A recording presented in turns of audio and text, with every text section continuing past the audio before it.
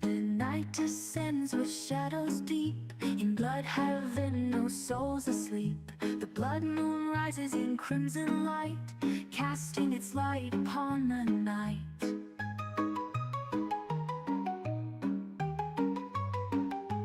Winds howl through the hollow trees, a whispering chant carried on the breeze. Under the blood moon, in Bloodhaven skies, darkness awakens and the dead arise. Wolves in the distance, the witch's song. In Bloodhaven streets the night belongs.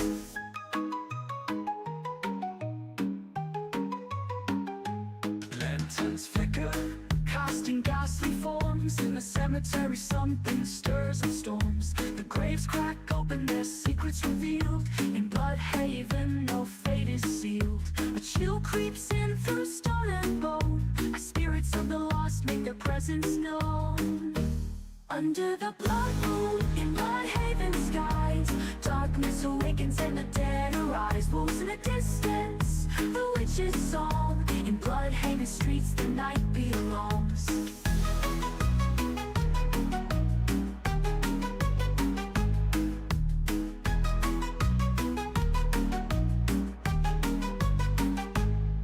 Through cobbled streets, footsteps fade, ghostly hands reach from the grave. No mercy here in the blood moon's glow. Bloodhaven's light is all you'll know.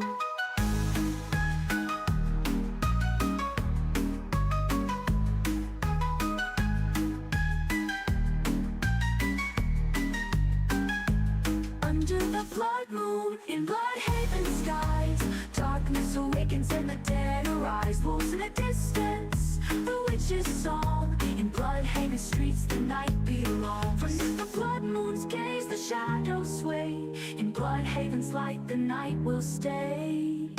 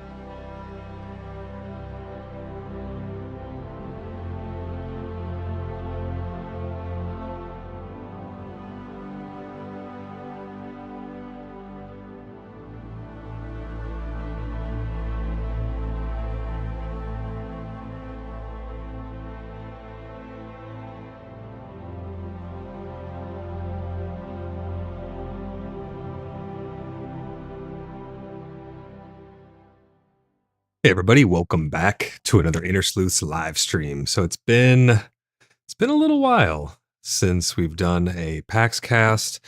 It's been a little while since we've done a live stream in general. That's because things have been a little bit slow, but we did get a spotlight on our new compass system. It's not a very big post, but as you guys know from the title here, a little play on words, I want to know what you guys think about the development process that has been PAX Day. But before we get into all of that, I want to let you guys know that we are doing our very first live stream over on Twitch right now. I've not really used Twitch before.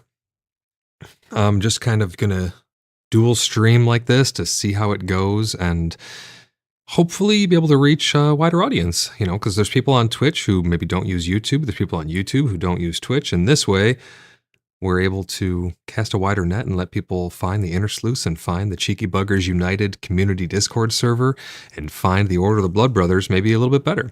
So let me know what you guys think. I've not used Twitch before. I don't know how the quality is over there. I had to tweak a bunch of settings in order to get the bitrate right and stuff. So YouTube, I got pretty much dialed in. I love their platform. Their ingest servers and everything are really, really good. But let me know if you are over on Twitch, how it is going over there. We got a bunch of people in chat already. Everyone is roaring. Hopefully you guys got your questions ready. Hopefully you guys have your comments and concerns ready as well. As long as you're acting in good faith, I want to hear everything that you guys have to say about PAX Day today. We got quite a bit to go over, but it's not because of the Compass Spotlight, that's for sure. We got a bunch of people in chat. Let's see who we got here. We got, let's see, God Silent Grace, EOTB, Jacksum, Deadbird, Waylo, Altered Ego, Blimpy, Cad, Badger, Bean, David, Maven. Thank you guys for being over on YouTube. We got Tybach over on Twitch. Half-second delayed difference on audio versus YouTube. I think Twitch is probably going to be a little bit faster. I don't use the fastest upload to YouTube because then I can't do 1440p. So there's a slightly longer delay over on YouTube, I would say. But guys, if you are looking for an awesome community to hang out with and have fun with and play all kinds of games, and not just PAX Day. PAX Day is a massive part of what we do here, which is why there's been a pretty substantial delay since my last stream. I mean, I was streaming just about every single day. We have played so much PAX Day and we've had a lot of fun. Honestly, I just want to shout out every single person that we've been hanging out with and playing games with. You guys have just been amazing. First and foremost, we are a community, and that's what the Cheeky Buggers United is to us. It's a great place to call home and meet new friends and play all kinds of games. We play Star Citizen. We're going to be playing Project Zomboid, and insert game here. We're probably going to play it and check it out. That Dune Awakening is looking pretty cool. There's a bunch of really cool upcoming games that I can't wait to hop in and test out with you guys and have some fun. We've been doing a little bit of Stars Reach. I've been wanting to hop back in there, another one of their play tests. So let me know what you guys want to see. UTB says, woot, it leveled out, muted Twitch. Oh yeah, if you're watching on both platforms, you're gonna have to mute one, obviously. But yeah, it's my first time over on Twitch. We'll see how it goes. We will see how it goes. But yeah, if you guys would like to join an awesome community, join the Cheeky Buggers United on Discord. I don't know how these commands and stuff work over on Twitch just yet. I haven't set up all the overlays for Twitch. The commands will probably not work on Twitch. But if you type !Discord in chat, you'll get a link over to our community Discord server, the Cheeky Buggers United.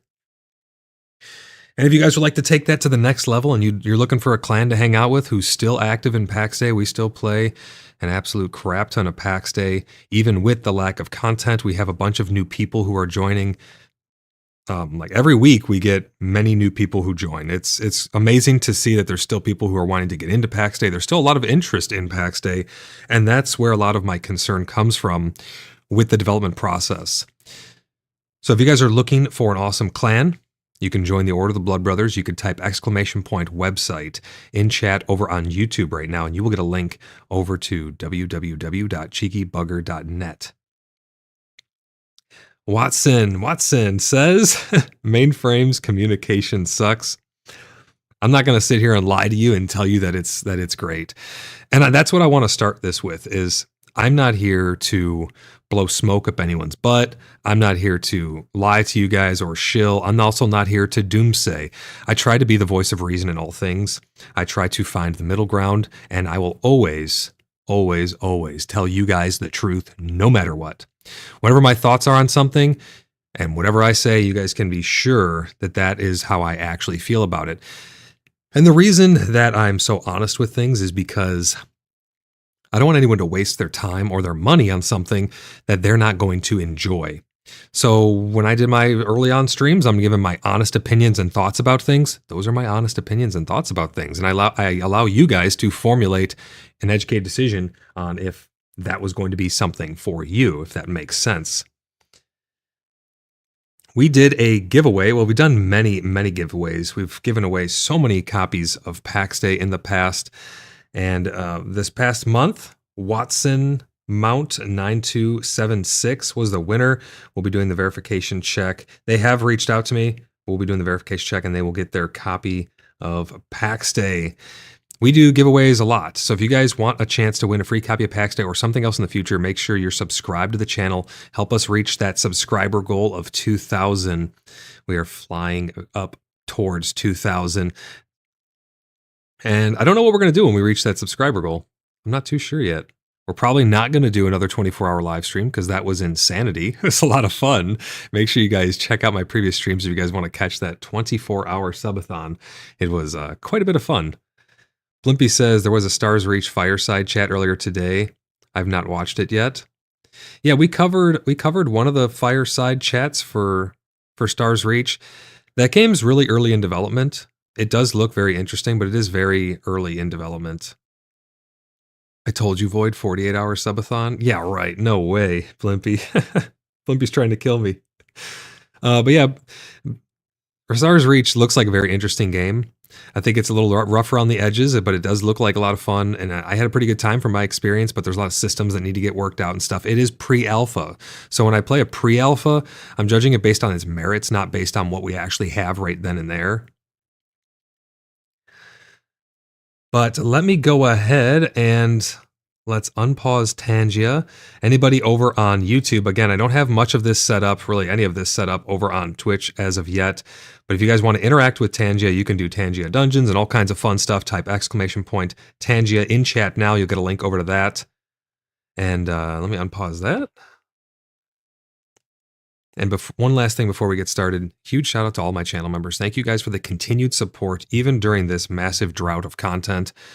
You guys are the reason that I'm able to do these in the first place and run the community like I do. Because there's a lot of stuff that people maybe who are just on YouTube don't really see that happens behind the scenes. I manage the website, I manage the community, I run servers for people. We hang out every single day. We hang out. There's not a day that goes by where we're not hanging out over on Discord. So again, if you guys want a great place to hang out, please come consider joining the Cheeky Buggers United, one of the greatest gaming communities out there with so many people who are just so damn good. But huge shout out to all of my channel members. Thank you guys so much for all the continued support. Let's get into it. Let's talk about, and again, have your questions and comments and concerns ready. But let's talk about this compass here. So I think the compass will be a great addition to the game. I'm really looking forward to getting the compass because it's going to help a lot of new players. Anything that can help the new player experience, I'm all for it. And the compass is going to be one of those things. Now, is a compass really going to help veteran players all that much? Not really. It's not really going to help veteran players that much. I think it'll be a nice to have. I think it's something that we honestly should have already had for a while. I don't know how you guys feel about it, but it's a compass. It's nothing too crazy. We haven't gotten a real post or a real update or a real content in several weeks now from Mainframe for PAX Day. So it's been just a massive drought. Let me pull up, I think this image here is the roadmap. Yeah, so let's pull up the roadmap here. This is everything that's been on their road ahead roadmap. But this roadmap, I think, is well past its expiration. I think everything on this should have been done a while ago, and we should be well past needing a compass at this point. Jade says, Mainframe is lucky you even still cover the game. They're not helping those who are trying to cover their game. They definitely don't make it easy. I'm not going to sit here and lie to you. At times we have to talk about tough things, and at times we have to talk about things that maybe we don't want to talk about. But I feel like giving you guys a platform to be able to voice your opinions and make your questions, comments, and concerns known, I think that's a great service, and that's why I'm doing it. I do it because I love to engage with you guys in chat. It's my favorite thing to do. But yeah, Jade, I think you're absolutely right. They definitely do not make it easy to cover their game, that's for sure. So the road ahead for verse 1, it had the Corrupted Plains, which is verse 1 fall, the Corrupted Plains, improved combat, enemy camps, revamped Inquisition, and Lost Souls, which, to be honest, the revamping of the Inquisitions and Lost Souls was basically like a visual overhaul for them. I do think that some of their behaviors changed a little bit, but it was mostly like, here's some new skins for these guys. Their drops, their the things we craft from the lockets, maybe a little bit, but it was mostly like a visual overhaul. Basic gear and spells. The only thing we really got from that was the new spells from the new gear, such as the shoes to run around, which I think those were a holdover until we can get mounts. People are really, really upset that we don't have mounts yet as well. Let me know what you guys think about that in the comments and in the live chat there. Let's see what else was on here. So for verse 1 fall, we also had visual wear and tear, which that is in, and that is pretty cool system. I mean, it just looks like your stuff's deteriorating as you're wearing it. The permissions, I feel, are still very bare bones, but we did get clan rank, and the loot was overhauled to be set to your group based on damage done. I think that it needs a lot of improvement still. I don't know what you guys think about the combat or the looting in dungeons and stuff. It's still been kind of a nightmare. We need to have group loot. We need to share gold when picked up. We need to have raid lead loot so we can have the loot be set to, certain things be picked up by certain people. So if we have those systems in game, it makes it a lot easier to function as a large community. I mean, we have 225 plus members at this point now in the Order of the Blood Brothers, and it makes it hard to manage things when you don't have the proper systems for permissions and stuff. Watson says, if the older Elder Scrolls game was able to do it back in the early 2000s, then we should have it since alpha. I mean, there is something to be said about it being like an off-the-shelf compass too. Some people were saying that they did a little research and that compass was very similar to just off-the-shelf assets that you could purchase. I don't know whether that's true or not. I haven't really taken the time to look into that too much, but yeah, I do think that we should have had a compass for a very long time now. Jade says, Ange has the best PvP gear. Blimpy says, Watson mounts. I suspect they didn't intend to have the compass as it sort of breaks immersion. They have made it so you can turn it off. Yeah, they did make it toggleable, which we will get into the features that are coming with the compass. We'll look at their short little video of it. What else was on this road ahead? We have building sets for grapevine walls, new beams, and new signs. We did get those. We got the grapes that you put on the walls. It's like when you look at the totality of it, though, it really doesn't feel like a whole lot. We got grapes. We got new skins for the Inquisition and the Lost Souls. We got some little camps that were scattered around with those same enemies. We got a couple more magic items that are lower end stuff that they drop. And we got a recipe journal. Like, that's what we've pretty much got. I mean, we got market stalls since then. In verse 2 of Winter, we got market stalls in the gold economy, which is, it's mostly useless. I mean, the gold you use the gold to buy grace, and then you use the grace to get a slight boost to your gathering or your production by 1 skill level. It's not all that useful. The market stalls are cool, but we don't really have the need to go and buy a lot of stuff. And certain things never really even get sold in the market stalls anyways. I mean, we have the Moonlit Market, which is filled with all kinds of stuff. Do people really come and buy a lot of things from there? Not really. I mean, there's a lot of things for sale. We can acquire anything that anyone's ever wanted, but that's where the rare stuff comes from. It comes from making the contracts with people where they're like, hey, we could really use insert magic gear here or sigil here. We then go out and acquire that sigil. We do the trade with them because we can acquire anything we need to in the game. We don't have any problems with acquiring anything. That's really where the real trades come in. They come through that layer of bartering. So we did get the market stalls in the gold economy, though. The compass is one of those things that we have not had yet. The friends list is kind of odd in my opinion because it's linked to Discord. It's a very strange way that interacts.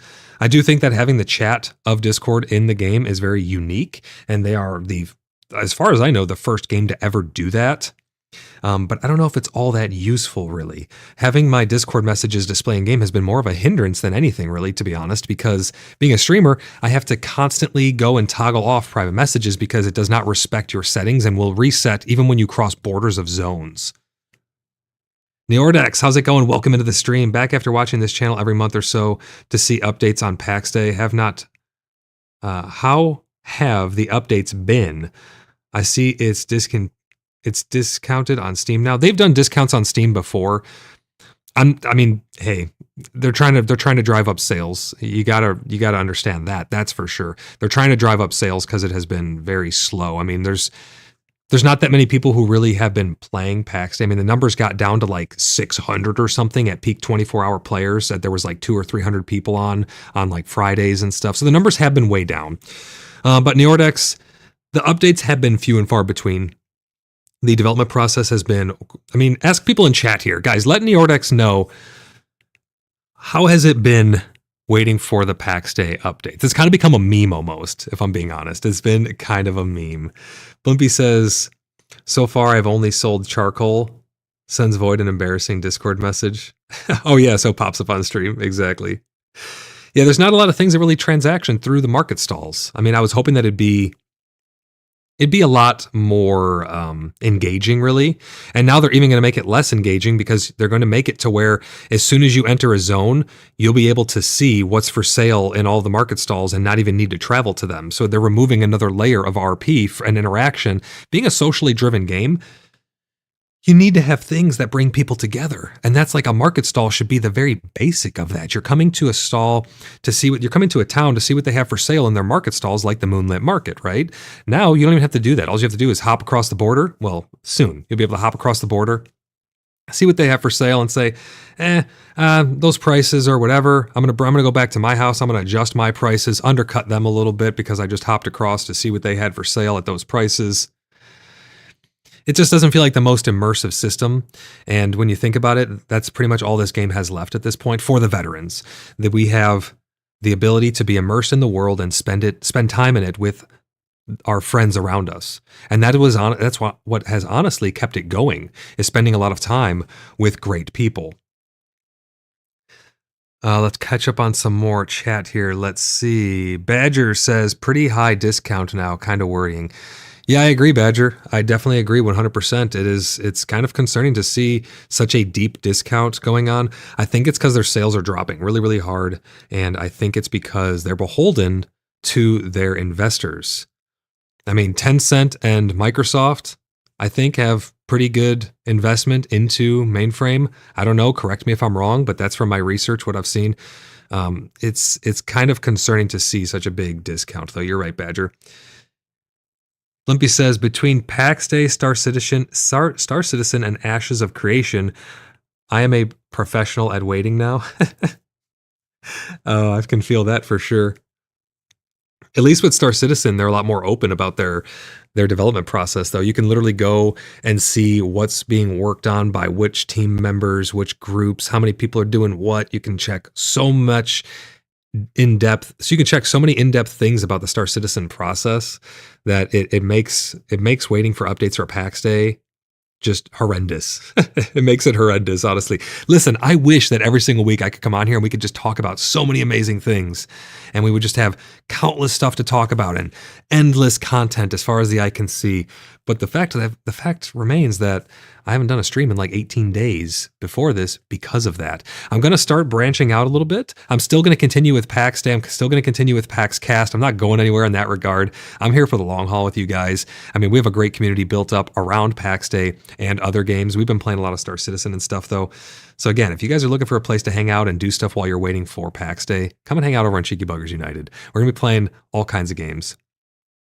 Badger says, I have a feeling that when customization and more decoration comes, and there might be going on in markets, or there might be more going on in markets. Maybe, potentially. Yeah, I mean, it's hard to tell really with the way it's been.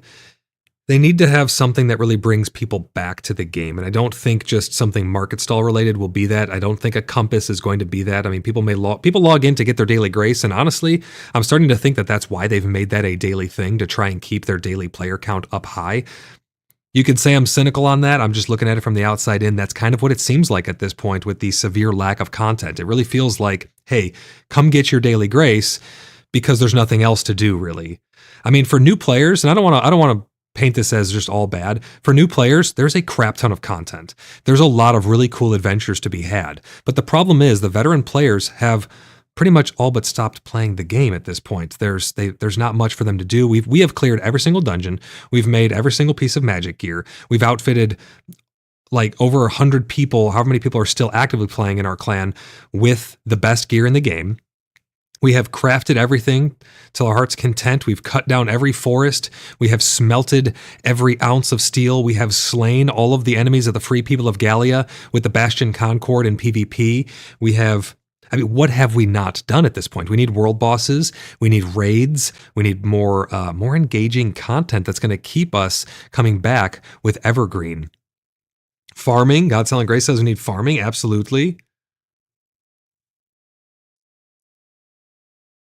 There's a lot of things. There's a lot of things that we need in order to really flesh out this MMO. And that's what it is at the end of the day. It's an MMO. Neordex says, I've been grinding Kingdom Come Deliverance lately, got 65 hours into it. Have you dipped your toes into that at all? I haven't. I mostly focus on multiplayer games because then it allows me to interact with the community and I can host servers for things that are multiplayer. I've been looking at Enshrouded, to be honest. I'm looking to do some Enshrouded streams.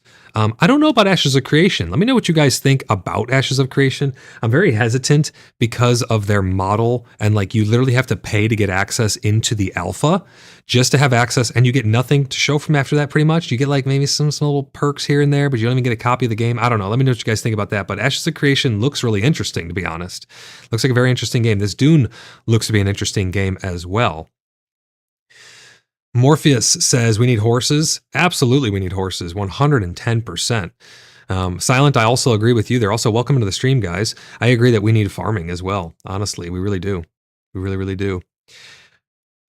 Let's get into their spotlight here. Let's look at what we have coming in terms of the compass, and then we'll continue our conversation on all the other good things, bad things, and indifferent things that are going on with PAX Day. So the spotlight on the new compass system, they say, hello, Paxians. We continue our Spotlight series focusing on the latest edition and changes in the upcoming content update. Again, upcoming. We don't know when. We don't know when this is going to be happening, just like most of the things that come into PAX Day. Today's topic is the compass. Ready? Let's go. We're excited to introduce a simple yet powerful in-game compass designed to help you navigate PAX Day. And again, most veteran players, we know exactly. We have our bearings. We know what I can tell you exactly which way's north almost at any given time. We know the world around us, so it's not going to help that much. The POIs and marking stuff with your compass is going to be somewhat helpful, I think. And I think this will help quite a few people and new players. They say this tool shows the cardinal directions and displays nearby points of interest along with your custom markers. Hopefully we have filters for that. I'm really hoping that we do have filters for the compass to be able to remove, because I have a lot of node markers in certain areas, and I don't want like 56 things on my compass. That would just be obnoxious. So hopefully we can filter it to some degree. Blimpy says the alpha access for Ashes is a bit of a barrier. Yeah, I got in earlier in the Kickstarter, so I have a lifetime membership already. Oh, okay, I understand. Yeah, that's the one thing that's been kind of a barrier for me. I do want to be able to show off games, though, and help you guys decide if games are going to be for you or not. So that's why I've considered taking the plunge into Ashes of Creation to really get my feet wet in it. But let me know what other games you guys want to see me cover here on the channel. We could do a 30 days of insert game here if there's enough content in that game and enough interest for people who want to check that out. Black Wolf says, sup, man? Just sliding by, hoping you're doing well. Can't wait to get even more lost with the compass. Black Wolf, great to see you, man. Yeah, I mean, I think the compass is going to be a great addition, but is it what we need in PAX Day right now? That's the real question, Portuguese translation, SA server. Is that what you're looking for? You need Portuguese translation and a South America server? Yeah, I mean, that'd be nice. Obviously, bringing it to a wider audience is always going to be a great thing. Badger says, coming soon, TM. I just realized I still had this image up. Let me hide this image really quick. This is what I'm looking at right here. This is on their website, guys. This is that post that I'm reading through. There's not much to look at anyways, so I was letting you look over at the at the roadmap still. Hopefully, now that the roadmap is pretty much all but complete, like there's not, I don't even know if there's really anything left on there that has not been touched on yet. Hopefully we get a new roadmap, and hopefully it has substantial stuff on it. Hopefully we can get our patches closer together. so that we can have more content for us to enjoy in the world of PAX Day. They go on to say here, if you want to see it in action, check out our very short video about it. They do have a short video. We will watch that here just in one moment. Custom markers and points of interest appear based on your distance, currently about 300 meters, with transparency that changes as you approach and move away from them. So it looks like you may not be able to... Yeah, it says they're available at all times. So you cannot filter these currently, which is going to really limit how many markers I'm going to want to put on the map around me, which is going to make marking every single node for certain things a little more of a barrier there. Black Wolf says, LOL, it may not be what we thought we needed, but the devs are looking out for us. Let's hope for some content soon, though. Absolutely, yeah. I mean, I think that's what we're all waiting for. Obviously, the name of the stream is a little bit of a play on words, but we are definitely waiting for some more good content here. We're still active, which is, I mean, we're not going to let it stop us from having fun in whatever game we play. So we still hop into PAX Day a lot. I mean, our average player count in the Order of the Blood Brothers is still really, really high. So we still have some good interactions. We've had a lot of new players join, which is, you know what? It's a lot of fun to show people the ropes of PAX Day and watch them have those aha moments and those moments of intrigue when they go into dungeons and things like that. It's a lot of fun. So I've been having a blast showing new players all the things that PAX Day does have to offer. And like I said before, there is a lot of content already there. It's just when you've beaten it all, you're sitting there and you just got your feet up. Well, okay, you can't really sit there. You'd have to sit on the ground. But, you know, you're sitting there with your feet up. It was kind of funny in their last Twitter post. They had a bunch of people sitting on the ground. I wanted to comment so bad and be like, why don't you guys sit in a chair? Why are you all on the ground in the dirt? But yeah, Black Wolf, I'm right there with you. We need some content soon, man. God Silent Grace says, I definitely think you should do a Kingdom Come playthrough, even though it's single player. Seeing your reaction to that game's moments would be hella fun. Yeah, that might be fun to do. I might consider that. Blimpy says, I own lots of games, and I have played much. Enshrouded, Nightingale. David says, carts, wagons, recycling, and a trash system. So a couple of those they have talked about.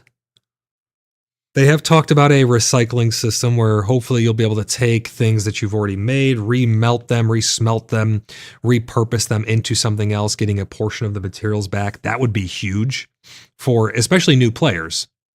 Because when you're crafting things, I mean, let's face it, we all have our things at level 40 if we want to have them at level 40 already. I mean, it's been 8 months now since the game has gone live pretty much.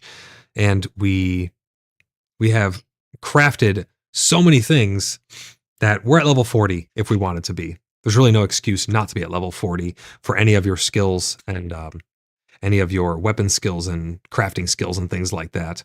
But wagons and carts, interesting thing about that is the developers have talked a little bit about that. They touched on that. It was a long time ago where they talked about having wagons and carts traveling down the roads, being pulled by, you know, potentially mounts or things like that. That was something that they did talk about. They never said when it was coming or if it would be coming. Obviously, it's not on the roadmap or anything like that, so we don't know of anything like that, David, but it would be really cool to get that. I think it would bring a whole new light to Traveling Merchant. I think it'd be a really, really cool way to play the game. Let's see here. Black Wolf says, Golden Company is still quite active too. We still do our daily dungeon and building more of the Golden City. Yeah, we started building... we started building a lot of stuff just because people have been so bored. But yeah, dungeon runs are still a thing. You know, dungeons, no matter how long the game's been out with no content, the dungeons still are fun. I'm not going to lie. It's still fun to go into a dungeon, especially when you bring new people into them. It's a lot of fun to take them in there and see their reaction to the dungeons around you. We go in with a lot of people, so they're not really a challenge. It would be nice to have something that is a challenge for larger groups. But dungeons are still a lot of fun. David says, woot, yep, merchant caravans. I think that'd be really cool, honestly. Having merchant caravans would be great. They go on to say on their post here about their compass, plots will be visible long range, spanning over a kilometer, but less than a mile. Your custom waypoints and remains will remain visible or are visible at all times, even behind you, ensuring you stay on track. You can turn the compass off through the settings. So yeah, you can toggle this. You don't have to have the compass up I mean, I'm going to check it out and I'm going to try it both ways still and see, is it even worth having the clutter on my screen? I don't know. We'll see. But I think it'll be useful overall. We will need to see some filters though, honestly. It'd be nice to see a filter when you're placing a waypoint. If you could just click it and then toggle it off for that waypoint in particular, that'd be really nice to have. The cat died. How's it going, buddy? Welcome into the stream. He says, hey, Void, hope you're having a good day. I'm having a great day. Hope you're having a great day. Athena, great to see you as well. Guys, this is my first stream where we are dual streaming. We're over on Twitch as well. I don't have the overlays and stuff working properly to get the chat coming in from Twitch just yet, but I'm going to be working on that. But we are dual streaming now. YouTube is still going to be my main platform, but I think I can reach a wider audience if we are dual streaming over on Twitch. Let me know if you guys are on Twitch. Hop in chat. I have the Twitch chat pulled up as well, so I can see that. But let me know if it's smooth over there, if there's any issues or hiccups. But this is my first time trying a multi-stream here, a dual stream. Black Wolf says, so our solution for large group dungeons is that we try to split groups into 6. We go separate ways in the dungeon. Gives the new players that run with us the first time challenge. Yeah, and that could work too. I mean, what we kind of do is we'll run multiple dungeons at the same time because we'll end up with a lot of people. I want to say we have like 20 plus people at any given time who are wanting to run dungeons. So we'll run like 2 or 3. You can run like 2 or 3 dungeon runs at a time in separate places. One of the fun things that we've been doing too is we've been going out and rescuing other clans when they get stuck in dungeons. And honestly, doing those rescue missions has been very rewarding. It's been a lot of fun to engage with other communities that way. So if you guys ever need help in dungeons or anything like that, anybody out there, come let us know. If you guys are looking for something to trade, come to the Moonlit Market, let us know. We can acquire that for you. We have the Black Bloods and other enclaves who go out and do different contracts for people. Badger says, I watched a stream of a guy trying PaxCast for the first time, and he was really frustrated with the grind and lack of direction. I'm curious what would make the first time experience better for new people. I think having community, Badger. I think the very number one thing, the very tippy top thing that you need in order to make PAX Day a good experience is the thing that it's designed to do in the first place. And that is have community. It's supposed to be a community driven game. It's supposed to have community interactions with other players. It's hard to do that when there's no players in the world. I mean, we have a small section of diehards who are going to remain playing the game until its very last breath, if that ever was to happen. And we are one of them. But not having a ton of people and not having an economy, it's not really fair to them the way the economy is, because let's say they're crafting something, they're not going to be able to sell it. The only way they're going to be able to sell it is if we're just going around and we're just like, hey, cool, I'll buy that. Sure, why not? Throw it in a chest. Like, no one needs to purchase anything anymore. So the economy is dead in the water. The player interactions are so far down. That's what's really hurting the new player experience. Imagine when you log into like a game like World of Warcraft. There's so many people around you. You can find a party. I mean, it's kind of become a solo game now, World of Warcraft has, but early on, there's so many people around you, especially on the vanilla servers and stuff, that there's always someone to do something with. You can always find a clan that's active. You can always find a group of people going into a dungeon. You can always find all of these things. I think a lot of those experiences just aren't there for new players right now, because all of the veterans and the longtime players have just disappeared for the most part. I mean, the player counts are so far down that it's insane. So I think that's really hurting the new player experience. If they were to log in and have tons of people around them, they could find a dungeon group very easily. They could sell their goods or services in the market stall much more easily. They're going to have a much better experience just from those two things alone. German 3D printing nerd, how's it going? It says, hello, my lord. Crash, how's it going, buddy? Athena says a compass toggle button. I think in the settings, you will be able to toggle it. Yes, Athena, you'll be able to go into the settings, turn your compass on and off. According to what they've said here, you'll be able to toggle that, ensuring that you can stay on track by allowing you to toggle the compass on and off in the settings. So you will be able to turn it off. Cat Died. Let's see what Cat Died has to say. Cat Died says, my stance on the compass is, cool, that is great, but definitely should not have been a priority. And honestly, yeah, it definitely should not have been a priority, and it should have been done so long ago. It's literally a compass. It points north. It shows you things where they are in relation to the world. Now, listen, I'm not going to sit here and pretend I'm a developer, but just from how the development process has gone with other games, like that seems like that should not be that hard of a thing to do. And again, sometimes this stream is going to seem like all negative left and right, but I'm here to tell you the truth. I'm not here to just blow smoke up your ass, blow rainbows up anyone's ass. I'm here to talk about the truth and the hard things that we need to talk about. And these are the things that I've heard so many times over on my Discord because people are frustrated with the development process. So I'm just telling you the truth, and we're just having honest conversations. So if someone is new here, don't be shy, hop in chat, let us know what you think about it. And I know it can seem like PAX Day is a terrible game or something like that by this stream, or if you look at it under a magnifying glass. That's not the case at all. It's a great game, and I thank Mainframe and PAX Day for bringing so many people together. I have met countless awesome people because of PAX Day. We have gone on countless amazing adventures because of PAX Day. It's a great game. I want to see it succeed, and I wouldn't be covering it if I didn't have faith in it, right? I wouldn't be covering it if there weren't people who wanted to talk about PAX Day or hear about PAX Day. I wouldn't be covering it at all. Cat Died said, I don't know, I already read that one. I didn't finish what you said there. They have had 6 months of feedback from us, and not once do I recall them addressing any of them. I have seen actually over on their Discord, them actually filtering people and comments being removed and just very off-putting stances on things with their replies. It's not been a great experience dealing with them, to be honest. I'm not going to lie. It's not been great. I started working with the Stars Reach development team, and they were enthusiastic about any content being covered on their game. They were super excited to get me into the play tests, just really, really happy. And it's such a different feel to how Mainframe have been. They have just been so great to work with that it's been night and day, really.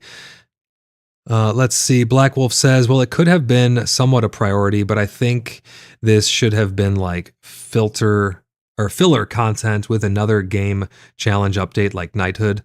I agree exactly. Like could have easily, but I think they're sandbagging, Black Wolf. I definitely think without a shadow of a doubt that they're sandbagging.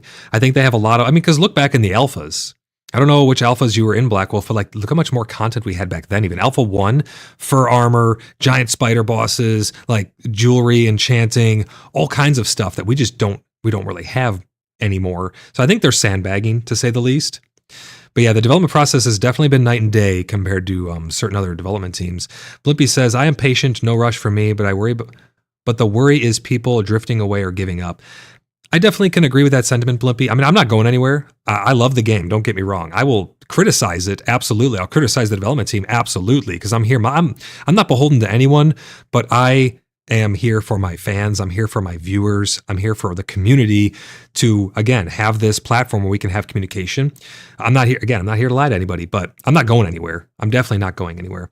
I want to do some more of the role play stuff coming up soon as well, to have some content for us to enjoy and things to do. But we have a great city that we're going to be unveiling pretty soon. It's been a little bit of a side project. It's been a lot of fun to make. We have a lot of stuff that is upcoming on the channel, but definitely having content makes that a lot easier. You know what I mean?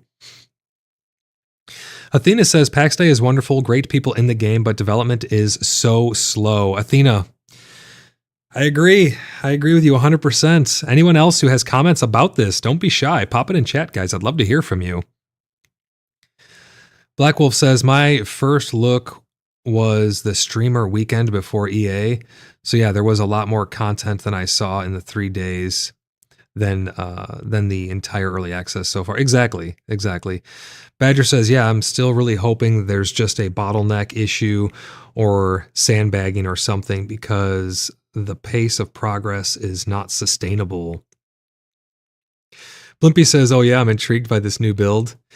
Yeah, we've kept it a little under wraps because we don't want it to get messed with in any way until it was like, somewhat more finished. But I did a short on it a little bit ago. If you guys have not seen that, make sure you go check my shorts. You can see pretty cool build that I've been working on with a lot of people. But yeah, Badger, I definitely agree. I don't think it's sustainable if they keep going too slow. They're going to lose a lot of people who are going to just move on as they fade into irrelevancy, which is very sad to see, honestly. Because, again, I love PAX Day. I'm here for the long haul. I really want to see it shine. Yeah, the foggy one. That's it, Blimpy. Exactly. They say the compass is optional. It can be turned off in the game settings under the general tab. We are working on updates to toggle the display of some of the markers. Oh, there we go. Some or all markers. There we go. That's exactly what I was talking about. They're working on that to be able to toggle some of the markers, which will be added as soon as they're ready. Embrace the new tools as you explore the dynamic world of PAX Day. I wouldn't really call it dynamic. I mean, what makes the world dynamic? Our builds? Us? There's not a lot of people, so that's not making it really that dynamic. I mean, any more so than any other game. There's really nothing dynamic in the game. All the mobs respawn at the exact same spots. All the, I guess the ingredients change locations when they decide to shuffle them up manually. There's no dynamic respawn system on them though. So everything respawns in the same place. All the mobs respawn in the same place. All the mobs do the exact same thing. All the bosses spawn in the same dungeons and drop the same sigils, which makes the same things. The trees respawn in the same spot. There's really nothing very truly dynamic about it, if I'm being honest. And they say, and let it guide you on your adventures, the Mainframe team. So that was the update, the spotlight that we got about the new compass system. That was like that right there was the entirety of things that we had to literally talk about was a compass. So you can see why we haven't done PaxCast in a while. And trust me, I want to do PaxCast more often to be able to talk about more things, but that's what we had to talk about right there. Let's go check their news page. They did a thing on the Redeemers, the Ancient Stella, the Hearts and Heroes of PAX Day, spotlight upcoming building changes. This was something that, again, they had already talked about before, and the compass was something we already talked about before. We didn't look at let's go in and look at the video really quick. So they have a very short video here. Let's see. So you can see the compass up at the top of the screen. I'm going to pause it right here. You have cardinal directions, northeast, southwest. You can see the Stella or the Petra Day marked up there. And it looks like an Inquisition camp marked right there as well. So you can see as they turn, compass turns. I mean, it's literally a compass. Is the compass based on where your character's looking or where you're looking with your camera? It looks to be where you're looking with your camera, because as he pans to the left here, the compass is rotating. Yeah, so it's where you're looking. Is that armor new, or is that just a different texture? I don't really wear much leather, but that looks to have very deep grooves on it. I don't know. Let me know, guys, is that something new there? Yannick, how's it going? Welcome into the stream. Elric, how's it going, buddy? Great to have you on the stream. It says keep going with PaxCast. It's appreciated. It keeps the community engaged, and that smoothing voice is wonders to hear. Elric, I really appreciate that. Welcome into the stream, buddy. Yeah, I'm gonna continue with PaxCast. Now, I'm not going anywhere, guys. I'm gonna here for the long haul. The Order of the Blood Brothers is here for the long haul. We're always gonna keep recruiting. We're always gonna keep running dungeons and doing PvP and standing up for what's right. And I'm always going to have this be a platform for everybody to be able to come together and talk about the good, bad, and the indifferent about PAX Day. Nothing's gonna change with that at all. But it's great to see you, Elric. Once they give us more stuff to talk about, we'll have more to talk about. And I want to know your guys' ideas as well, because I want to be able to give you guys what you want to see and hear and talk about. So if you have any ideas on things that you want me to cover, drop it down in the comment section, pop it in chat, send me a message, void_lock over on Discord. I want to hear from all of you guys about what it is that you'd like to see covered here on the channel. Do you want to see more dungeon runs? Do you want to see more PvP encounters? Do you want to see more building videos? I don't really do guides. That's not my thing. I don't really do guide videos on how to build this or how to best kill bears. I don't really do things like that. I've shown tons of that on the channel before, but I like to do it organically. I don't just do one-off videos on how to be the best PAX Day player. I find those to be a little clickbaity and a little gimmicky, to be honest. I like the organic interaction with you guys. But I'm definitely not going anywhere, Elric. It's great to see you in chat. Blimpy says, yeah, I miss these PaxCasts, but that's the thing. Like, if I'm going to come on PaxCast, we have to have something to talk about, right? So let me ask you guys this. I guess I can do a poll right now as well, but if we don't have anything to talk about news-wise, are you guys okay with doing PaxCasts where we just get together and talk about insert topic here? Like, what would it be? What would we be chatting about if not content updates? I want to know. I really want to hear from you guys. Throw it in chat, because I'd love to do more of these. Black Wolf says, howdy, Elric. Hope the kingdom is doing well. Watson says, the thing I want besides mounts is a permission system for our plots and stuff where we can allow who we want to have interactive access to your stuff. Absolutely. And that's what I've talked about for a very long time, honestly, since the permission system even became a thing, even before then, actually.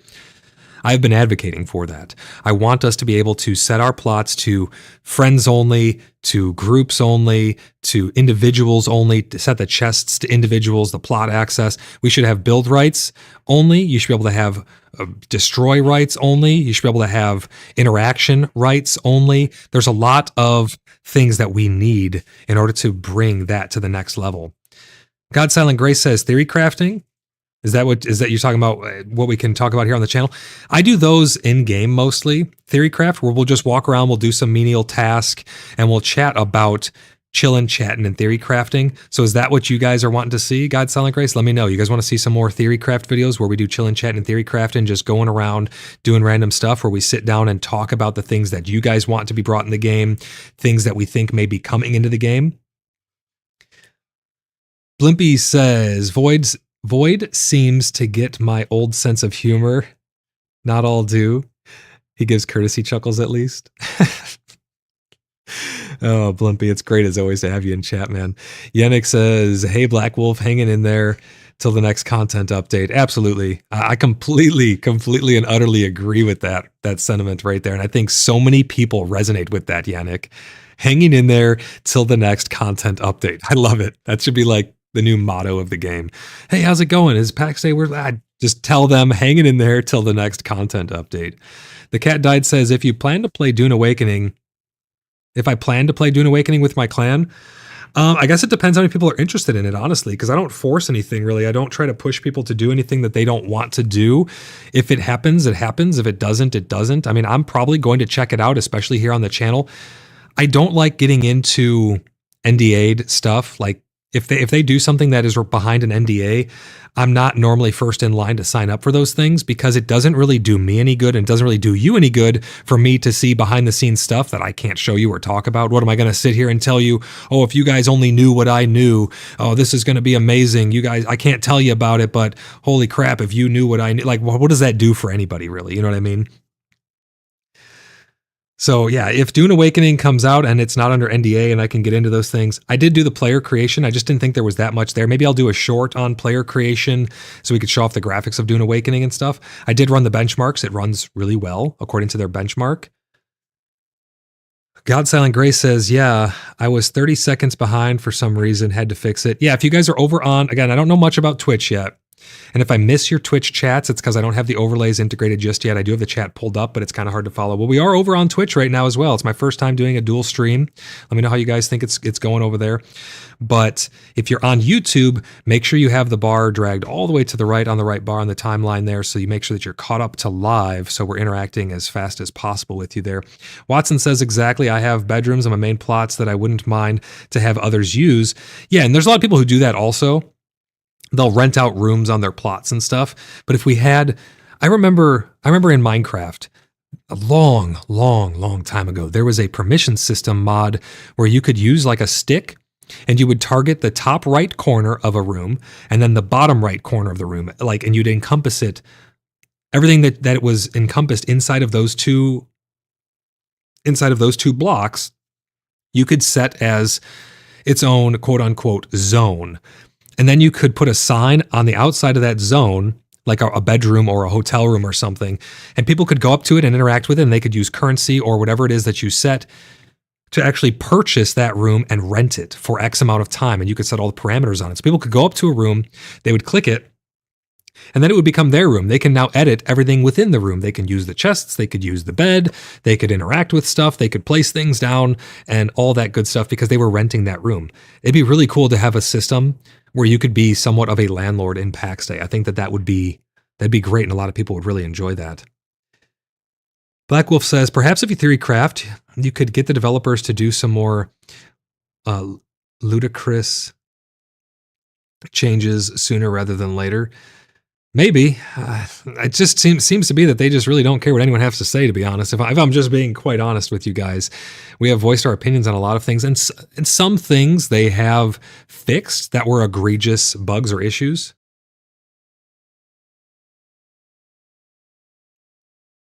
But for the most part, They don't really seem to take too much of it to heart. The Cat Died says it releases on the 30th of May, referring to Dune. Oh, okay. So yeah, 30th of May. I'll definitely be hopping in there if it's just straight to full release like that, and checking it out with everybody. So that is an MMO that. So the setting of it being in sand, I know that's not going to be, big full desert. Some people really like forests and things like that. So they're not everyone is going to be super on board with it. But let me know what you guys think down in the comments, and let me know over on Discord if you guys are interested in Dune. Ange says, I'm very excited about Dune. I think several people are. Tizzy Gaming. Hey, Void. Welcome to Twitch. Tizzy, thank you very much for the welcome over on Twitch. Again, I don't think that popped up on my overlay, right? So the Twitch chat is actually not overlaying over on my stream just yet. I'm working on ironing out all the little bugs and stuff so we can keep doing our dual streams. But yeah, definitely, if you guys have a Twitch, please go and follow me over on Twitch.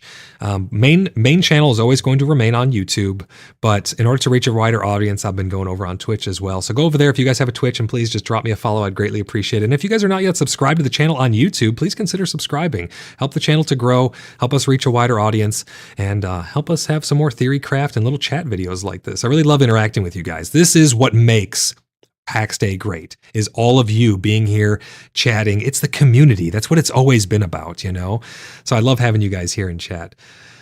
I thought it was the 20th. Okay, yeah, the 20th. So Dune comes out on the 20th of May.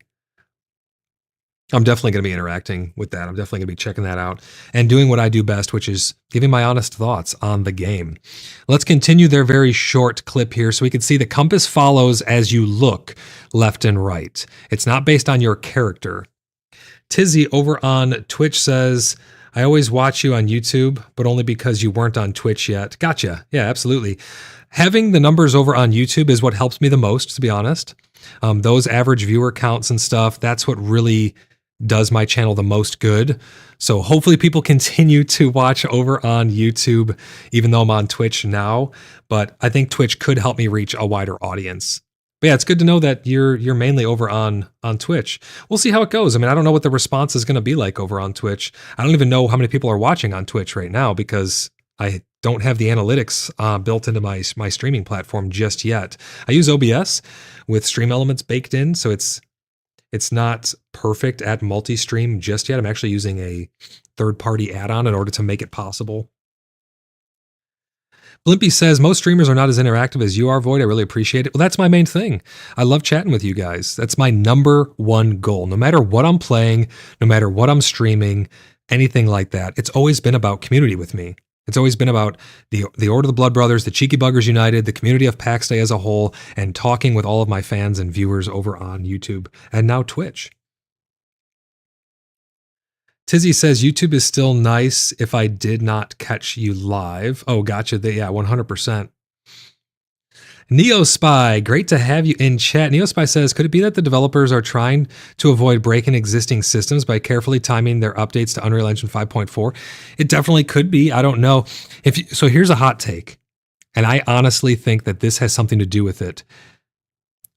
There was an article written about Unreal Engine 5 that it's not designed for open world games. So I think one of the issues right out in the foreground is that Unreal Engine 5 is not designed for a game. It's being used for something that it's not really designed for, from my understanding. And again, I'm just some guy on the internet I'm pretty good at researching, and I'm trying to be impartial to things and indifferent to things. I try to be right up the middle, but I think that it's being used for a project that it wasn't ever really truly designed for. I think that there are going to be development challenges that come along with that barrier of, hey, this really isn't used for this. It's really not made for this, but how can we make it work? That being said, I think they're running into a lot of roadblocks with Unreal Engine and with certain things that can't necessarily be made known publicly. It's just my opinion. I think that they're running into some roadblocks and some issues and some hurdles that cannot be made known publicly. And I think that the reason they cannot be made known publicly is because Microsoft, Tencent, and other investors are watching this stuff. So it's not like Star Citizen where they can come out and say, yeah, hey, we ran into a blocker. We're really trying to fix transit. Like they came out and just did a thing for Star Citizen saying transit was made by people who are no longer in the company. It is an archaic system. It is broken. It is buggy. It is a heaping pile of insert explicit word here. And I think that they're being very honest about that, and they tell us what they're going to do going forward. It needs a refactor. We're going to completely redo that. We're going to gut it from the ground up. We're going to do our best. We're going to pull senior devs, and we're going to get that. We're going to get that where it needs to be. I think the contrast to Mainframe not really being open about a lot of things is kind of what leaves us in the dark a lot of the time, and it's what makes that. It's like a veil, you know. They're behind the veil. But I do Neospy. I do think that there are some issues with Unreal being used in the way that it is. I definitely think that. But let's go ahead and continue their little short here and see. So as you pan, you can see the compass is going to move along with that. They're pointing directly at the Stella there, or the Petra Day there. Now he's going to drop a marker on the map. So where did he put it? It's right there. So you put a marker on the map, the crossed weapons, right there, just past the camp, and he's looking towards it. So we're going to get to see the camp and then the marker behind it here. Yep, you can see the camp is up on the top. So POIs go along the top of the bar, it looks like, and all of your markers go along the bottom. Now, the bottom of mine in certain areas are going to be absolutely freaking flooded with markers because we mark things that we're gathering out in the world, like nodes or iron deposits or whatever it may be. So there's going to be a lot of those. Hopefully they said that we'll be able to toggle those, and individually would be really nice, but even as a whole would be nice. We'll see how that evolves. But there you go. There's the compass. That's hashtag soon TM. We're going to get a compass, and that's it. That's literally the video right there. We'll watch it. We'll let it play through once in its entirety. But let me know what you guys think needs to be added in order to bring people back to the game. And it's definitely not going to be a compass. Let me know what you think would really drive up activity. I, for one, want to see world bosses. I know we've seen this stuff before from Alpha 1 with world bosses. That's what I want to see. I think that would drive up player activity through the roof, I think. Giving us big things to do as a community where we have to pull together. Requiring even clans to come together to achieve things. So there we go. That was the Compass Spotlight. Let's go back through their news and see what else there is. So there's the Compass Spotlight. We have the Redeemers where they talk about some of that stuff. I do want to start talking more on the Veiled Mythos, my other podcast. I want to start talking about a lot of stuff that has to do with the natural lore of the world around us, not just our own made-up lore, our own RP lore. The Hearts and Heroes thing, the upcoming building changes. So let's see this. I didn't really cover the upcoming building changes because it was literally a rehash of everything that they had just said before. But there were two things in here that I think stood out. So everything else we had already talked about in a previous PaxCast. We already knew about all the building changes that were coming, where they're ironing out some of the inconsistencies. Where was it? There was something. Let me look up. There it is. I searched for it. This was the only real nod that we got that we hadn't talked about. This was the only thing in that post that was not a rehash of something else. They say, additionally, the limestone and ornamental log sets are in the works, hashtag soon, TM, and are expected to be ready for the next major content update, aka verse 3. Bringing even more customization options. So whenever we get quote unquote verse 3, hashtag soon TM, we're supposedly going to be getting limestone as the next stone set and ornamental logs set as well. Those are the two other things that we know about besides the compass. But other than that, this entire post that they did was all a rehash of everything that we already know. They've already talked about all of this. They just rehashed it in its own post, which is why some people were kind of disappointed. They were like, okay, nothing this week.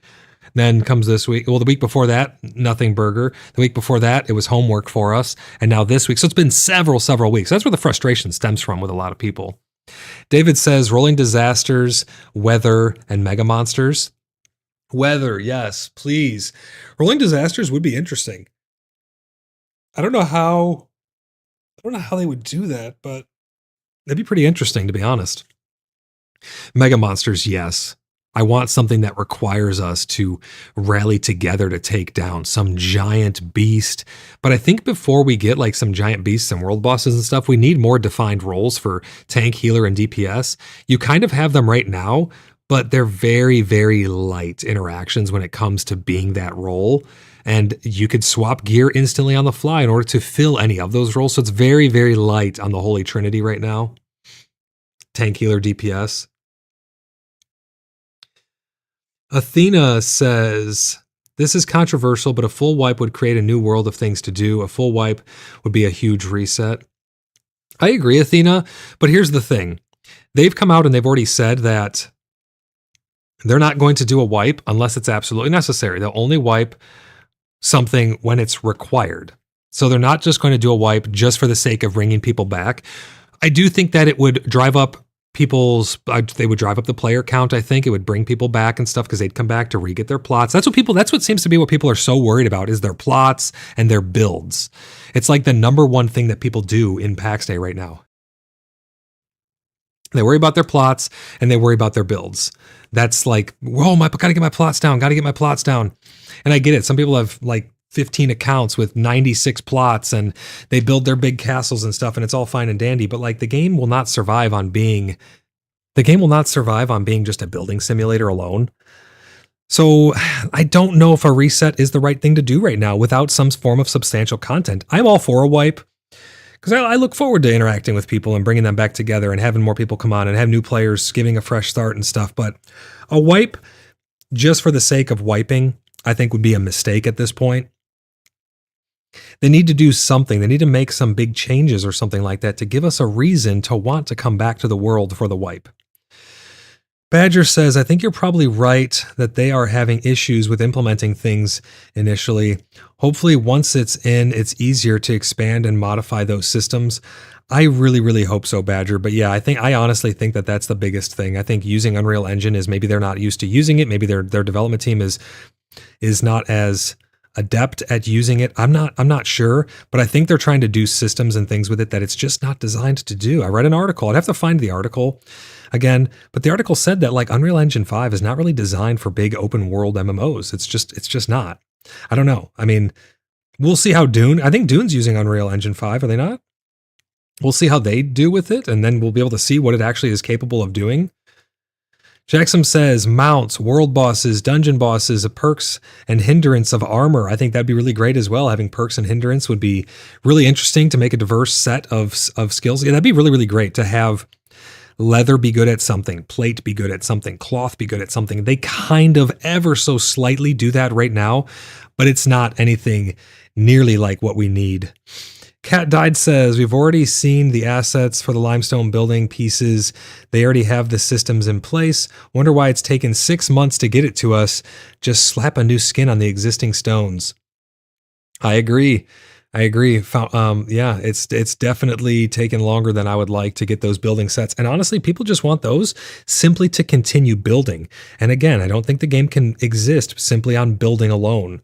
Like a building and RP simulator, that would be a lot of fun, but it needs to be more than that to have people to even interact with. Blimpy says, I think it'd be cool to have regular world events that take days to complete with hunting, gathering, building objectives or something. That would be a really good idea, Blimpy.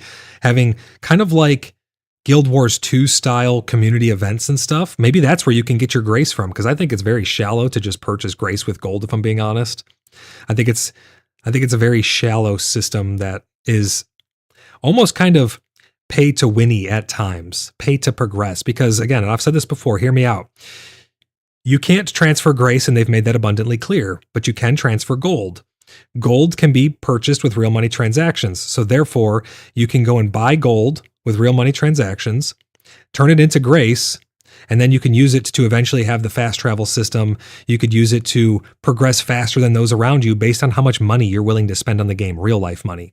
You can progress faster. The faster you progress in your profession, the more likely you are to rise above the competition, whether it be in PvP or PvE, progressing you and launching your clan or your community further into the future ahead of the other clans who don't have as much access to gold and or to grace Hot take, I know it, but I've said it before and I'll say it again. I don't like purchasing grace with gold, and I think the tax on gold by selling things in your market stalls is a bit egregious as well, because we are beholden to no king. We are a free people. Who's to say that when I put a market stall that I built with my own two hands on my plot that I'm paying eventually a monthly subscription for, putting things up for sale that I went and farmed with my clan, it was touched by no external force.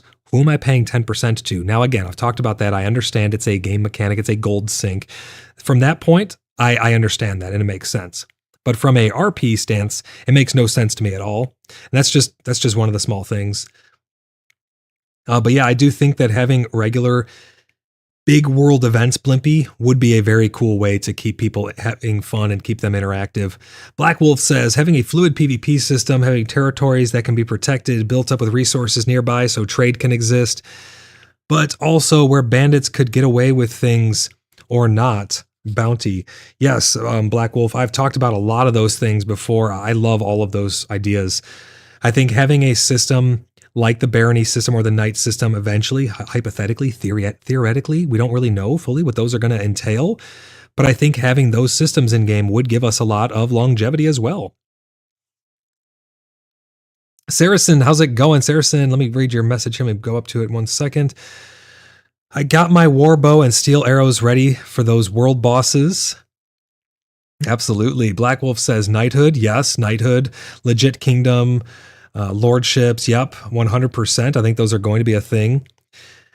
Curtis, how's it going? Welcome into the stream. Curtis says, I imagine they'll do a character wipe the day after I max my leatherworking. Maybe. Who knows? I hope not, but I mean, I'm up for anything at this point.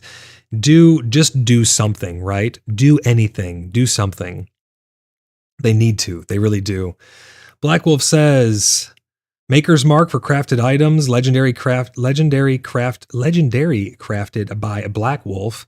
Yeah, I think that'd be really cool. I mean, World of Warcraft does that, and that doesn't really mean anything on there, but in here it would mean something because you can track down who the blacksmith was who actually forged whatever it is you're wearing, or the leathersmith, whoever actually stitched together whatever it is that you're using. Gore the Bone, how's it going? Welcome over on Twitch. Let's see here. Let's catch up on some more chat. Christopher, how's it going? Welcome into the stream. Christopher says, it's the skill grind that turns people off. Spending entire days staring at a bench and walking back and forth to chests isn't fun. They have to figure out a way for us to spend more of the time in the world gathering and less time crafting. Here's the thing with that. When you're in such a large group, the gathering and the crafting part really it's not that big of an issue to get your skills up when you have like hundreds of people in your clan and you have a large community of people to interact with who are helping you out and working together to overcome those challenges. But I definitely agree that for the smaller groups, not having random people around to purchase items from, to be able to sell things to have that economy, to make your grind a little bit easier, not having that is very, very detrimental. I think that if they had chests that you could put like on or near your crafting table, and then when you go to craft, it would pull from that chest, I think that would be really, really great system for the game. Mainframe, why can we not pull from chests to build? It's just a hindrance to have 90 million things in our inventory. If the chest is on your plot, I think you should be able to pull from it to build. Mainframe, why can we not have a chest or something attached to our crafting station that we can have our materials in that it can pull from to alleviate the issue that Christopher, at least a little bit, that Christopher is talking about right here? I think that it would go a long way, to be honest. Let's continue with some of the chat here. I'm doing my best to keep up with the chat, guys. I have 2 places to keep up with the chat now, over on Twitch and over here on YouTube. Queen says, mind you, it's a company of only 200 people. Now that is explaining everything, just something to keep in mind. I mean, we say only 200 people. I think it's sarcasm. It's hard because it's through chat. I don't know if it's sarcasm, Queen. Are you being sarcastic maybe a little bit? Or are you being serious? Because if it is, 200 people, I think that's quite a bit of people. I mean, I've seen games like Enshrouded where the team is 7 people and they have pumped out so much more. So I don't know. I mean, I'm trying not to be too harsh on the game because it's in development, right? It's going to be drastically different when the game actually comes out. I think a lot of people's concern and issue is with the communication. David says, Lindaw area that I am at has tons of claims that have the bare minimum required to stay. Exactly. And that's what people are really worried about, is they're just worried about their claims.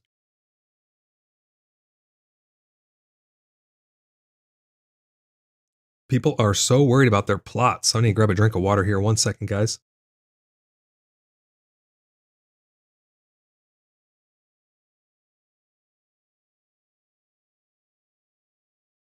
All right. Neospy says, would you prefer rushed content updates to introduce game-breaking bugs, or would you rather take the time to ensure stability? That's a good question, actually. I think I would prefer, we're in early access, give us the updates. And I don't think that a lot of the stuff that they are holding back is going to have game-breaking bugs associated with them. I think that it's just they're being perfectionists and trying to polish it so much so that it's becomes in development hell for certain things. Like, look at sitting in chairs. How long have we been asking for sitting in chairs? They showed us it so long ago, sitting in chairs, and then they said, we weren't really happy with it, so #soon TM. I think there's a lot of systems that are like that they're being perfectionists about, when realistically, we're in early access, get it in our hands. What's the worst that happens by putting something in our hands that may not be fully polished yet? What's the worst that happens? We say, hey, thanks for the system. Make these changes, or I think it'd be better like this, or we found this bug. Now you can fix it. I don't know. I mean, I think it just slows down the process. Still, look at how Star Citizen does it. Star Citizen says there are certain things that we push, knowing that they're going to have some level of issues to the different test branches. The reason we do that is because if we don't, we bog down the entire rest of the development chain of everything behind it. Sometimes it's better to get things into people's hands so they can test it and find the issues and report the issues rather than withhold it and delay the entire process. So, I mean, they're not going to make a 1-year deadline, and that's not their deadline, 1 year of early access. They never really said that. They said at least 1 year. I don't think they're going to be anywhere really close to that at this rate. So I think that Neospy, I think they do need to get the content into our hands so we can test it out. It's just my opinion. The Cat Died says, game systems are great, but they need to make it fun. Buying Grace with gold is lame. I agree, Cat. I agree on 100%. Badger says, I think there are way fewer than 200 people working at Mainframe. As far as I know, it's closer to 70. I think they have 80 like active developers from what I last heard. I don't know. But even then, 80 people compared to like 7 on the Enshrouded team. And it's still night and day difference. It's kind of crazy when you think about it like that. Blimpy says the world events could allow building in dedicated places to allow creative buildings that are temporary just for the event, then reset and start again. Then you have building to do outside your plot. They kind of did that in the PvP zone at the end of the last patch before the wipe. They kind of did that. Blimpy goes on to say, but you still have your own permanent plot. Christopher says, I like that. I just think items should cost a lot more mats, but require fewer to level the skill. That's actually a really good concept, Christopher. I think once we have the salvage mechanic, it won't be as bad. It will alleviate a little bit of that issue. Christopher goes on to say it's just a balance issue, but I know it's difficult to achieve. I definitely think that'd be nice to like maybe make it require, it gives you more experience per craft or something like that. Yeah, I think that could work. Terran 604, how's it going? Welcome into the stream. Again, if there's anybody who's new here, don't be shy. My favorite thing to do is to read your guys' chat. That's what this is all about. I'm here to interact with you and have an open platform for all things good, bad, or indifferent. Terran says, hey, Innersluice, but if there are a lot of devs, then why have they been responsive? Then why have they not been responsive to the player base? Yes, they added a compass. Well, they didn't actually add the compass yet. But they didn't introduce a dodge bags or dodge roll. Their cadence with releasing things is too slow, considering it supposedly are to be released around PAX Day early access is scheduled to last until at least June 2025, possibly longer. I think it's going to be more likely longer rather than shorter. I don't see how they would achieve that timeline. It's just not feasible in my opinion. But yeah, their cadence is definitely very, very slow. I'm there with you, 100%. But we didn't even get the compass yet. They're just talking about the compass. And I think that's honestly people are seeing the lack of big systems and stuff that we need to do in the game and lots of the refinement that needs to take place. And then the last 2 weeks, we got homework on take pictures and screenshots of loving things in the game on a day when we normally would get some sort of insight or something. So I think it just rubs people the wrong way, honestly. And I think that's what these posts here do. Because if we go back to the news, some of them at this point, like these, they kind of upset people, at least from the outside looking in. I'm indifferent about them, but the outside looking in, I've seen more people get upset about the Hearts and Heroes thing than people who were like happy about it. They're kind of like, where's the content? Come on. Like, you're doing these things that are giving us homework to take these pictures and try to get us to play the game, even though no one really wants to play the game because we're waiting for content. And so you give us this homework of this Valentine's Day event thing.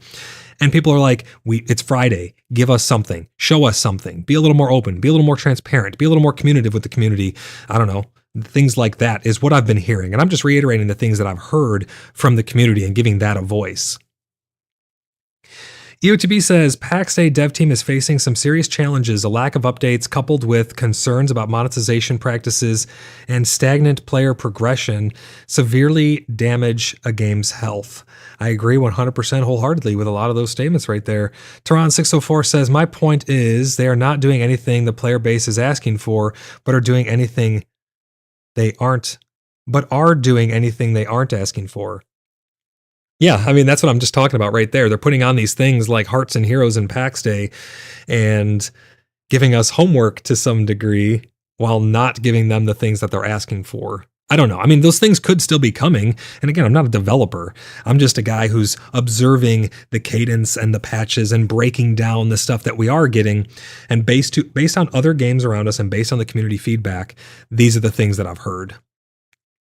Neospy says, if Mainframe released a detailed roadmap explaining their Unreal Engine struggles and future content plans, it may change perspective and the pace of development. The problem is, Neo, I think that they aren't being so transparent with their Unreal Engine struggles because they're beholden to their investors. Mainframe is beholden to Microsoft, Tencent, and I don't know, any other companies who have invested money into them, and maybe even their partnership with Unreal. If they were to be transparent about those issues, I think that it would be a big hindrance to their funding, maybe coming from those shareholders or whatever they are, those investors. I think that they would turn off a lot of prospective investors and a lot of maybe partnerships or something like that. I'm not too sure, but I think they're beholden to Microsoft and to Tencent because of the monetary value they're getting. So they can't just come out and be like, hey, here's all the problems we're having. We don't really know what to do about this. I think they think it would probably make them look bad. I think it would be very good to know those things personally. And I think in the community, we would love to hear the struggles that you're having with the Unreal Engine. If that's the case, I don't know if it's the case. I'm just brainstorming here, but I think if you're actually having struggles, the player base and the people who are actually playing your game on the ground in the game, we would love to hear those struggles. It would shed a lot of light on the development cadence. I think at the end of the day, they just need to be a little more transparent. They just need to let us know what issues they're having. I mean, we're just as much investors, I think, as the other companies and stuff. I mean, look at, there's been how many people have purchased multiple game packages to try and help support the game's development and give us something to do while we build in the meantime. I mean, the community and a lot of us here really, really want this game to succeed. And I think we just want to be in the loop on things. And we don't want to have to sift through 10 million comments on Discord just to find one post from a developer giving us the tiniest little breadcrumb of insight into something, you know? These events, these are great if they're coupled with something else. And I think that's why the Hearts and Heroes and these other posts and things don't get the love that they should get, because those are what have replaced the communication chain and the content chain. That's what's replaced it. Getting things like, hey, go send us screenshots of your lovey-dovey stuff. Nobody cares about that. Like, literally nobody cares about that. The vast majority of people that I've heard from are like, okay, great, but insert content here, you know? Let's scroll up here and read some more chat. Blimpy says, I would not want to be a game dev in this modern world of social media, I feel bad for what the dev team, or for when I see dev teams try to make people happy, but there is always a vocal group that want something different. But I agree with you, Blimpy, but, #but, I think having communication and talking with people in your community of your game and letting them know your vision and your direction would curb most of that. People can be vocal about outlandish things and crazy stuff and stuff down the line that they want to see brought into the game, like horses and world bosses. If they would talk about those things and we knew, okay, guys, we're working on X, Y, and Z right now. These are the things that we're going to be focusing on. If there are no roadblocks in the next 3 months, we may be able to work on something like horses. We have not worked on horses at all yet. We have some concept art. We're going to be starting development hopefully in 3 months about horses and world bosses. We'll let you know more when we can, but this is what we're working on right now. These are the issues we're having. This is why it's taken so long. Please bear with us. We're doing our best. We're going to see this through and make this as good as we can. Wouldn't that be a much better heartfelt statement than nothing at all? I don't know. I think that's why people are frustrated though, because they don't get that, you know? EOTB says document entire leveling system, including XP curves, reward structure, stat growth, and any hidden mechanics. Identify bottlenecks, imbalances, and areas where progress feels too slow. Blimpy says that is not to excuse PAX Day, just something I have observed in many games lately. Well, and that is true. I think a lot of people are entitled, will feel entitled, some sense of entitlement for having backed projects and stuff. And at the end of the day, after everything is said and done, when it's all finished, it's Mainframe's game at the end of the day. It's not ours. It's not ours. We can talk till we're blue in the face. I can sit here and talk about, I could say, hey, there's 100,000 people who hate this system and want to see it changed. Doesn't matter. Really doesn't matter at the end of the day. Mainframe are going to do what Mainframe wants to do. They're going to do it the way that they want to do it, and they have every right to do it that way. But I also have every right, just like you guys do, to sit down here and criticize it, and that's what we do. So it's just the open nature of communication. I mean, that's just how it works. UTB says, I'd say about 50%.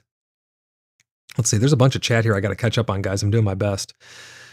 Terran604 says, the strange thing is, I still have an urge to play PAX Day, simply to hunt stuff and learn recipes and explore. Yes, and you know why that is? Because you want it so badly to have the things. It's the hope. I was talking with some people and I said, hey, what keeps you guys playing PAX Day with us? What keeps you guys engaged in the community? First of all, it's a great community.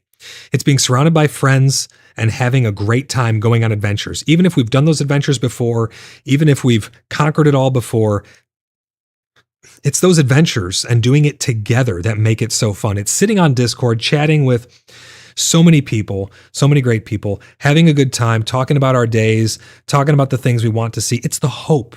It really is. This game gives you hope. I don't know what it is about it. There's so many things that can go wrong with PAX Day, yet that hope remains. I found myself asking some people, what keeps you playing the game right now? And ultimately, it comes down to two things. It's the player base of the community that we've built up over at Cheeky Buggers United and those around us who have chosen to live in and around Bloodhaven, and the greater community of PAX Day. It's everyone included. And it's that hope.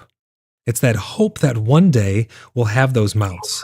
It's that hope that one day we would have all the systems and stuff that we need in place. NeoSpy, thank you for let me scroll down and see, for the super chat. Thank you for the first out of 5 super chats towards our super chat goal.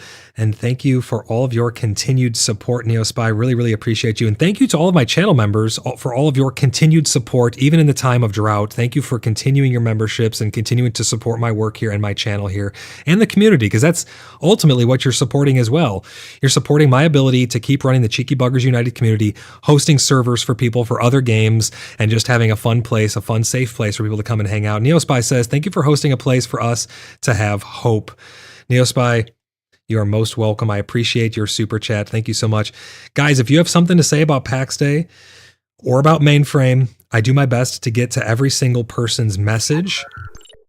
I will always get to super chats. So if you have something that you want read 100%, do it in a super chat. I will get to it. Absolutely. Neospy, thank you for re-upping, becoming a junior sleuth. I really appreciate you. And I appreciate all of my channel members. You guys have no idea how much that support means to me and my ability to continue to support the community. Because it's not just about my work here on YouTube. Most people don't see it behind the scenes. But I run a rather large community of over 400 plus people. We have a community on Discord of over 400 plus people where we have servers for different games such as Minecraft and Enshrouded are some of the servers we have up right now. I run and manage a rather large community, and your support here through my channel memberships is what helps to support that. So thank you so much, Neospy. Really appreciate that. And you're most welcome for having a place to have hope. And, you know, at times I'm going to have to talk about the tough things. We're going to have to talk about the things that are bad or indifferent. It's not always going to be the good part. But I don't want anyone to ever walk away from here thinking that I'm just negative, because I'm not. I'm realistic. I do my best to be realistic. If there's something to be praised, I will praise it. I think this compass looks great. I think it needs a couple more little features to add it onto it to make it like full-fledged. I think the compass looks great. I think it should have been there before, but I'm going to praise the compass for its merits, right? I'm never just going to be all negative, or I'm never going to just be all rainbows blowing up your bum, right? I'm not here to do that. That's not what I'm about. I'm here to be realistic, but I also want to have hope. And I want to have fun here on the channel. So I really want to know what games you guys want to see, what things you want to see us do in PAX Day as a group or as an individual. What content are you looking for to consume? I'm not going to do clickbait titles. I'm not going to do clickbait videos. I'm not going to do shorts that are just clickbait or anything like that. I'm not going to sensationalize. My message here today of have Mainframe lost their way? This was to have an actual honest conversation with all of you about the development process.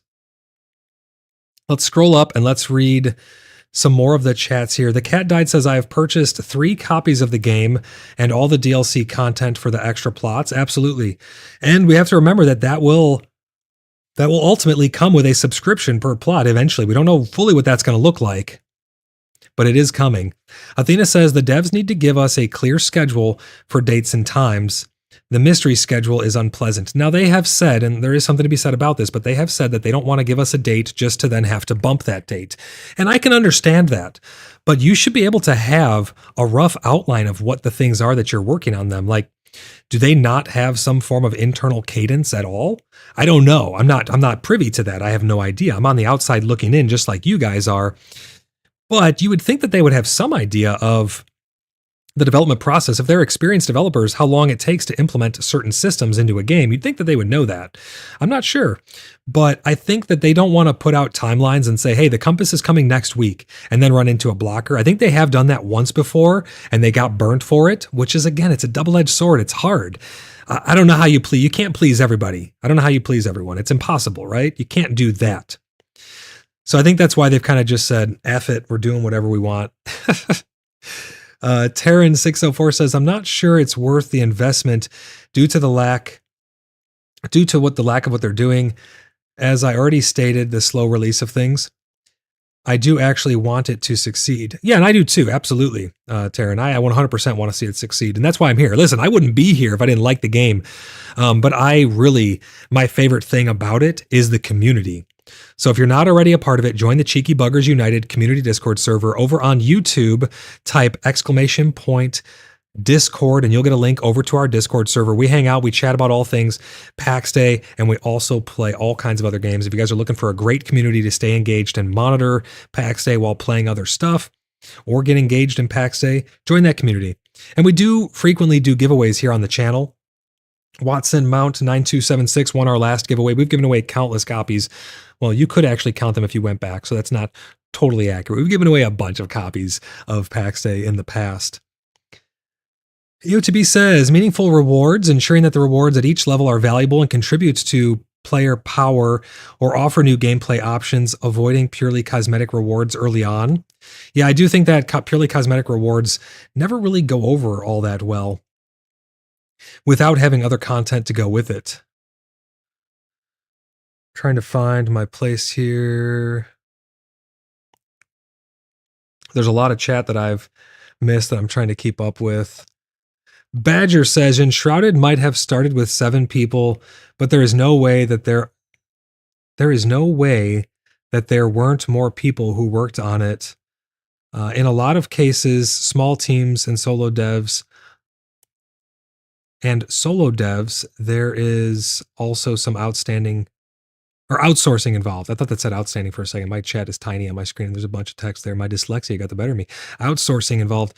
And there definitely may be, but it's still, the discrepancy between the sheer manpower is staggering.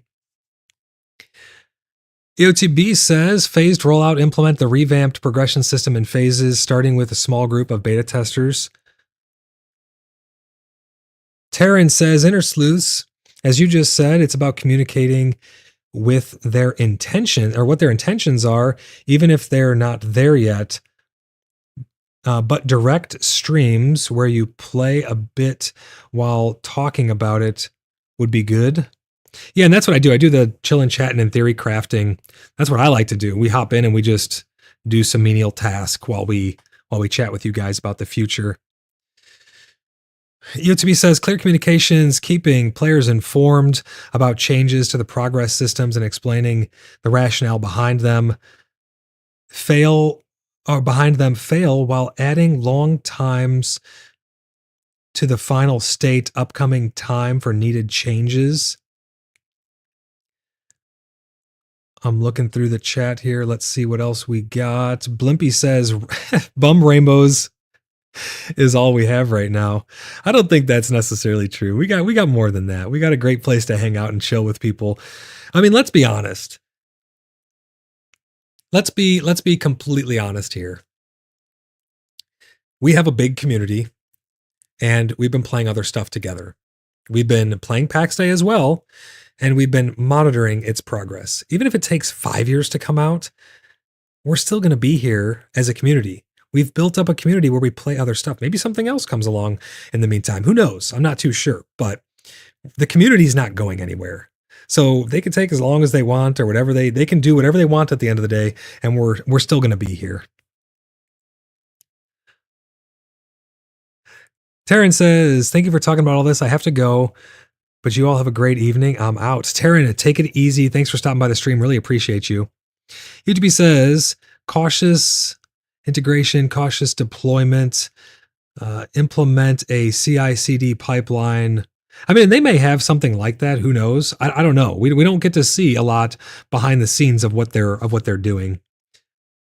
Blimpy's waving away to Taryn there. EOTB says it's like they're holding back 1,000%. So why don't know the tools?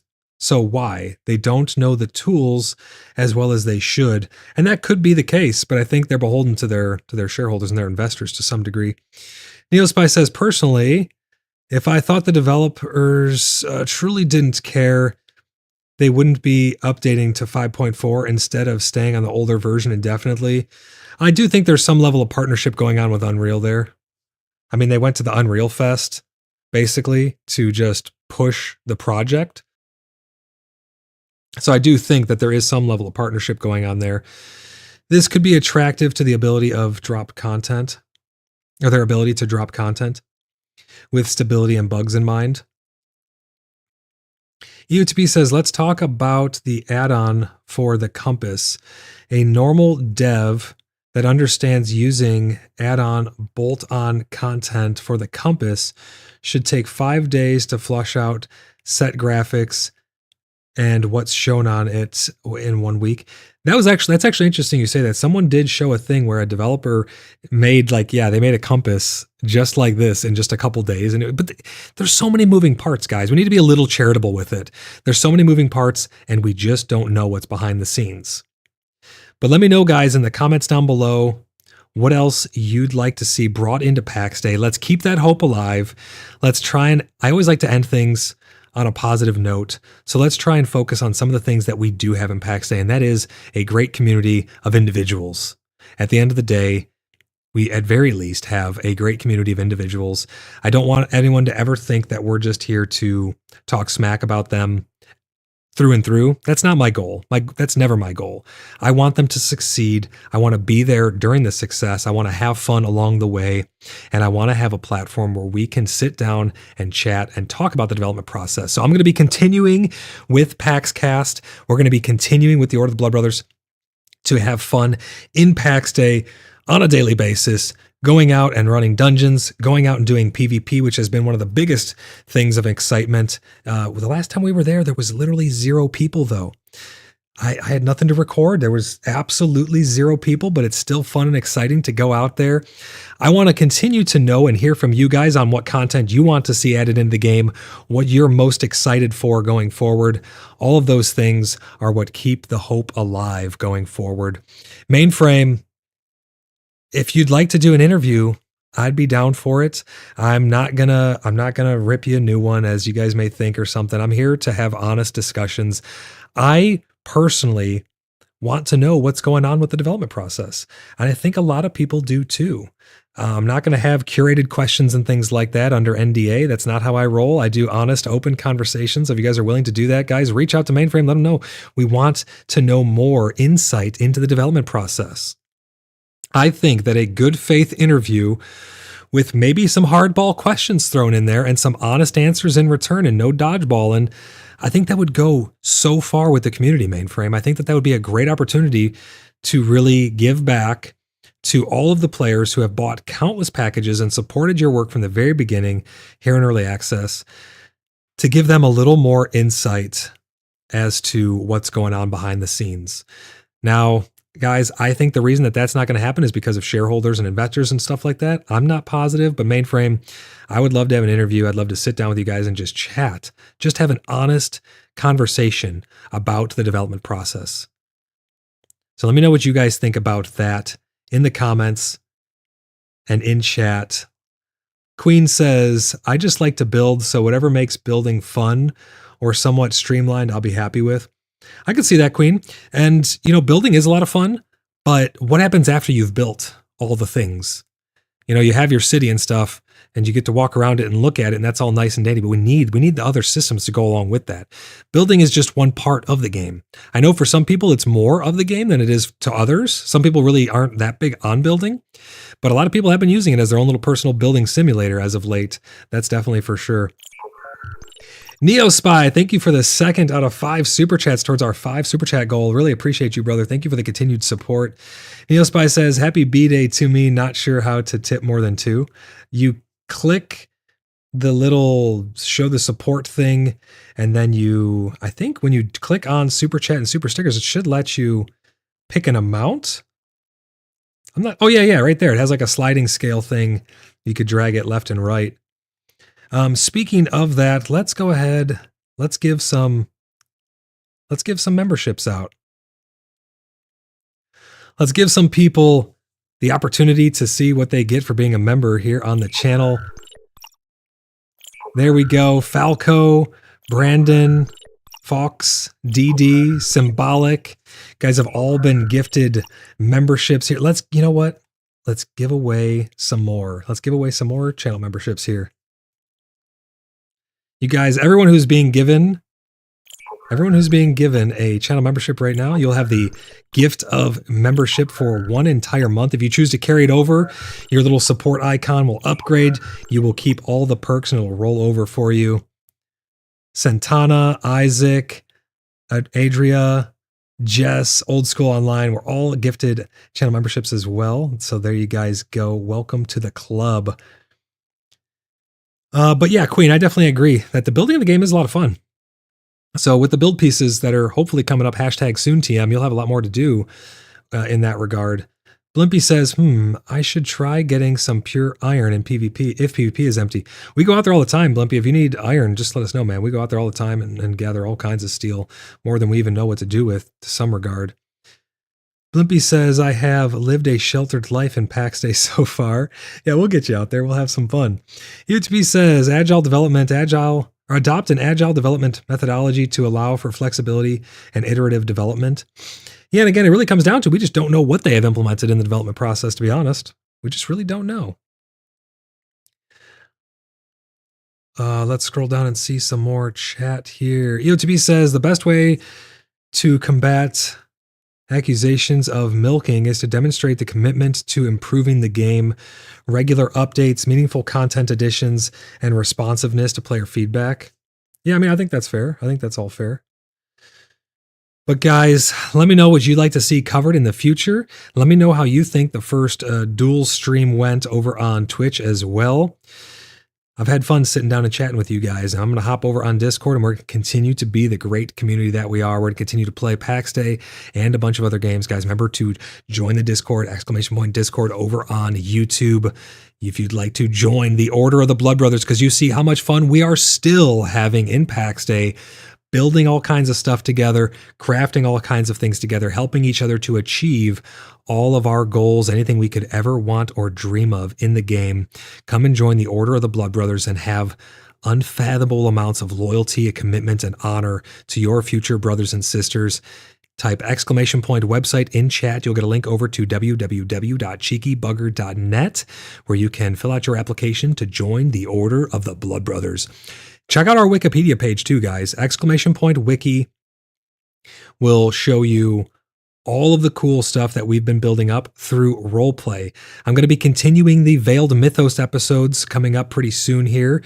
That is a little bit of roleplay stories about the Pantheon, and I think that is going to be a lot of fun to continue. A lot of people really, really like the roleplay stuff, so we're going to keep continuing with that. But let me know what games you'd like to see me cover here on the channel. Let me know what other types of things you'd like to see us do in PAX Day. We're going to do a chillin' chat and theory crafting coming up really soon. We got a bunch of events that are going to be going on the internal and the external board. We're going to be going out to see Skywatch pretty soon. We have another PvP event coming up for the people who are on the inside. So guys, we have a lot of things happening at the Order of Blood Brothers that people just really don't get to see if they're on the outside looking in, because there's a lot of prying eyes. So we have a lot of events that hit the event board that are for clan. We don't really run external dungeons with a lot of clans unless it's through the Black Bloods or helping people by going on rescue missions and things like that. And that's because we just have so many of our own members. We can run multiple dungeons at any given time. So that's why you don't see on our Discord a lot of events posted for things like that. You got to apply, you got to get in there, get into the Order of the Blood Brothers to be able to see all of the events that are really taking place for PvP and PvE and roleplay and all of that good stuff. But we do host on occasion some big external stuff. We do the Festival of Realms. We're going to be visiting Skywatch again, as I had mentioned, coming up soon. That will hit the event board hopefully within the next week. We'll get that scheduled, and we'll get out there to see Kevin Adonis out there at Skywatch. NeoSpy, thank you for the super sticker. I appreciate you, brother. Says keep it up. I'm definitely going to keep it up. But I do apologize, guys. I really do apologize for the lack of uploads. I'm doing my best to find some stuff to cover. And that's why I want to really know from you guys what you'd like to see covered here on the channel. So reach out to me on Discord, Void_Lock, or on the Cheeky Buggers United Community Discord server. Let me know down in the comments here on YouTube once this becomes a video what you guys would like to see. If you're interested in Dune or any other game that's upcoming, I'd love to hear from you guys on what you'd like to see. And if there's something specific you'd like to see in PAX Day, please don't hesitate to let me know.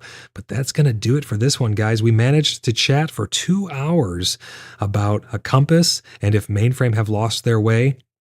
At the end of the day, I'm not going to throw in the towel on Mainframe really ever, because I love this game and I love the project so much. I don't think they've really lost their way entirely. I think they got a lot of stuff that we just don't get to see behind the scenes that's going on. So has Mainframe lost their way? I don't think so just yet. We still have that compass coming up soon. We still have some build pieces coming up soon. Hopefully, fingers crossed, everybody, we get some more content for PAX Day. But that's going to do it for me, and I will see you guys in the next one. Thanks for tuning in, and I'm looking forward to having some more stuff to cover. Bye for now, guys.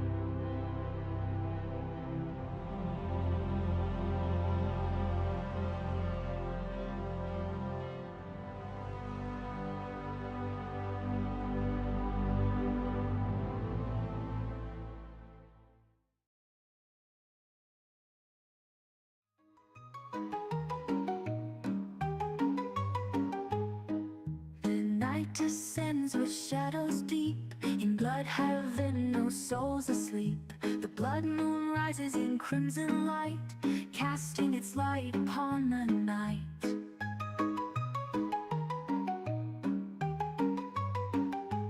Winds howl through the hollow trees, a whispering chant carried on the breeze. Under the blood moon in Bloodhaven skies, darkness awakens and the dead arise. Wolves in the distance, the witch's song. In Bloodhaven streets the night belongs.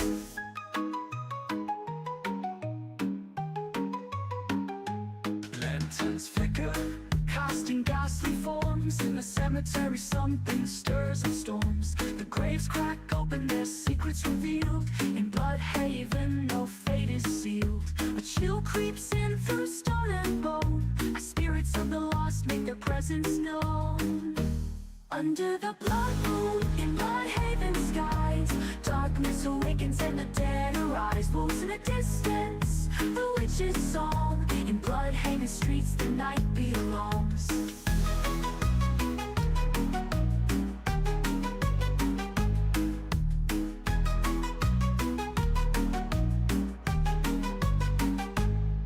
Through cobble streets, footsteps fade.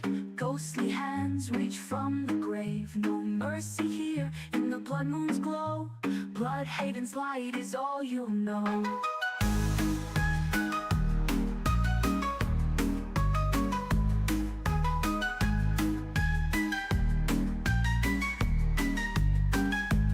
Under the blood moon in Bloodhaven skies, darkness awakens and the dead arise. Wolves in the distance, the witch's song. In Bloodhaven streets the night belongs. Beneath the blood moon's gaze the shadows sway. In Bloodhaven's light the night will stay.